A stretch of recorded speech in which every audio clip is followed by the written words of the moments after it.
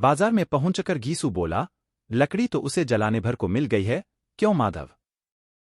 माधव बोला, घा, लकड़ी तो बहुत है, अब कफन चाहिए।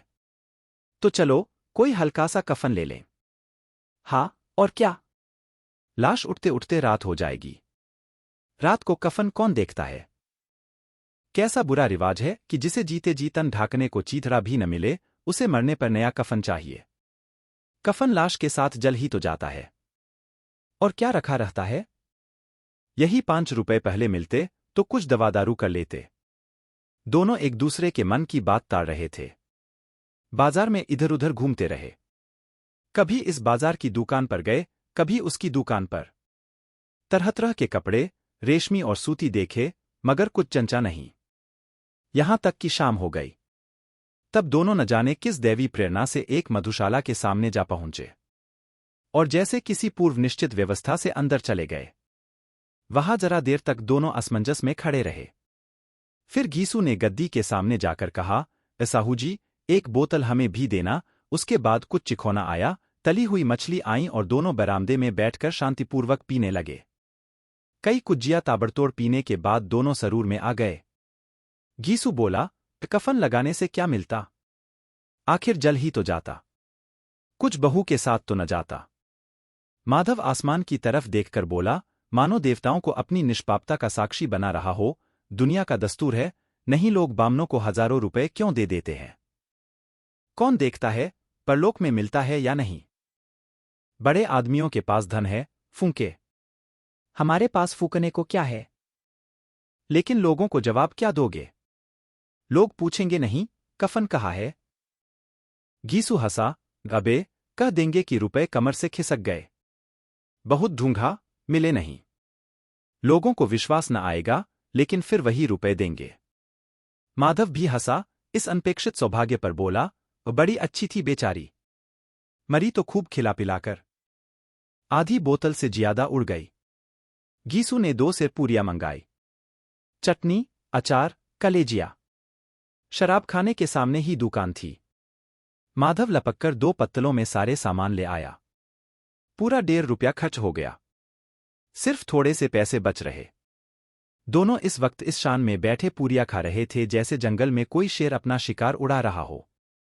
न जवाबदेही का खौफ था, न बदनामी की फिक्र। इन सब भावनाओं को उन्होंने बहुत पहले ही जीत लिया था।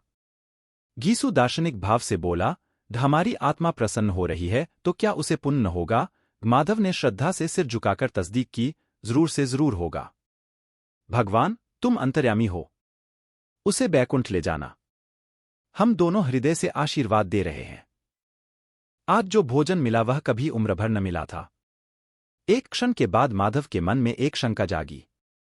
बोला, क्यों दादा, हम लोग भी एक न एक दिन वहां जाएंगे ही? घीसू ने इस भोले भाले सवाल का कुछ उत्तर न दिया। वह परलोक की बातें सोचकर इस आनंद में बाधा न डालना चाहता था।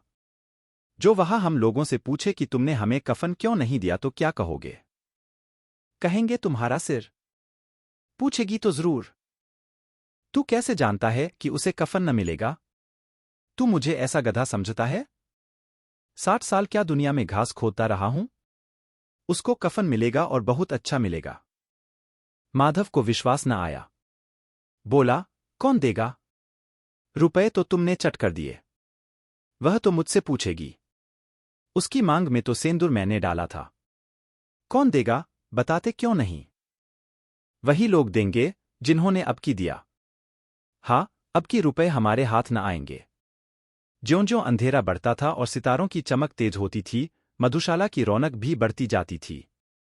कोई गाता था, कोई डींग मारता था, कोई अपने संगी के गले लिपटा जाता था, कोई अपने दोस्त के मुंह में कुल्हड़ लगाए देता था। वहां के वातावरण में सुरूर था, हवा में नशा। कितने तो यहां आकर एक चुल्लू में मस्त हो जाते थे। शराब से ज्यादा यहां की हवा उन पर नशा करती थी।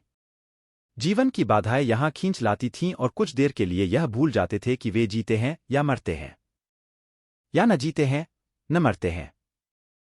और यह दोनों बाप बेटे अब भी मजे ले लेकर चुस्कियां ले रहे थे। सबकी निगाहें इनकी ओर जमी हुई थीं। दोनों कितने भाग्य के बली हैं। पूरी बोतल बीच में है। भरपेट खाकर माधव ने बची हुई पूरियों का पत्तल उठाकर एक भिखारी को दे दिया, जो खड़ा इनकी ओर भूखी आंखों से देख रहा था।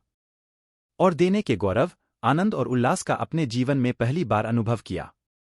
गीसू ने कहा, ए ले जा, खूब खा और आशीर्वाद दे। जिसकी कमाई है, वह तो मर गई, मगर तेरा आशीर्वाद उसे जरूर पहुंचेगा। रोए रोए से आशीर्वाद दो, बड़ी गाड़ी कमाई के पैसे हैं।